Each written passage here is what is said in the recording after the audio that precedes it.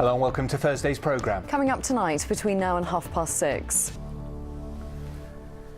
Good evening. People living in the Barton area of Gloucester say they are fed up with the stench of rotting rubbish. Well, they say that they've missed out on 2 collections, which means some of their refuse has been in the street since the middle of August. Well, the council blames people double parking, which makes the roads too narrow for the waste trucks. Our reporter Ken Goodwin is live in Gloucester for us this evening. So, Ken, just how bad is the rubbish there? Well, if you've been affected by a build-up of rubbish in your neighbourhood, we'd like to hear from you. Perhaps you have a similar... But next on this evening's programme, witnesses who saw 2 Russian men suspected of carrying out the nerve agent attack in Salisbury are being urged to come forward. Yesterday... Well, today the Prime Minister says the attack was sanctioned at a senior level in Russia, and at a meeting of the United Nations in New York, the leaders of the United States, France, Germany and Canada agreed with her. Well, for the latest on the political fallout, we can cross live to Westminster, speak to our political correspondent, that's David Wood. David, that meeting of the UN still going on. What has been said so far? Other news from across the region now, and police investigating a raid on a Cotswolds mansion have arrested and bailed 4 men. A new junction off the M32 has generated £186,000 in fines from drivers not realising it is only for Metro buses.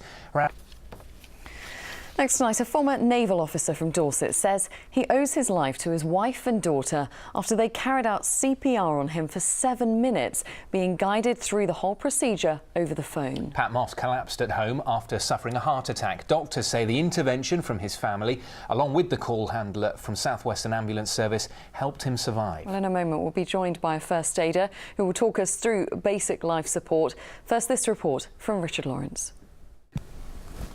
Well, for more on this, joining us now is Selina Taylor from St John Ambulance. Thanks very much for coming in. It was shocking, really, to hear that call, wasn't it? But an amazing outcome for the family there.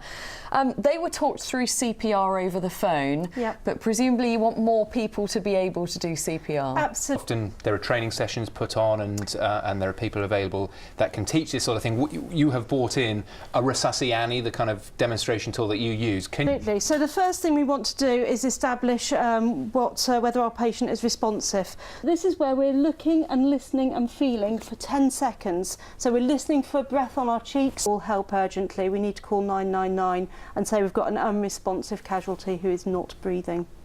So at this point, we need the blood around that body, so you do need to actually put some pressure into the CPR. And people might be a person, a loved one is in that position, you've got to just go for it. You can't make the situation any worse. About 20% of people say they would feel confident doing that. Yeah. You can kind of see why, can't you? Particularly if it's a stranger that you come across, that you're not quite sure what to do. So what's your best advice there? My best advice... Great advice. Selina, thank you very much and thanks for demonstrating.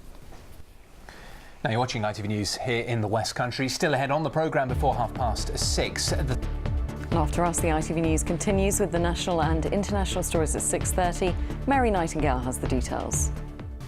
But next on our programme, it is 30 years since the young mountaineers Joe Simpson and Simon Yates became the first ever to reach the summit of a mountain in the Peruvian Andes. But it is their descent, during which they both almost died, for which they are remembered. Well, their experience has become one of the most inspiring survival stories of a generation and was turned into the film Touching the Void.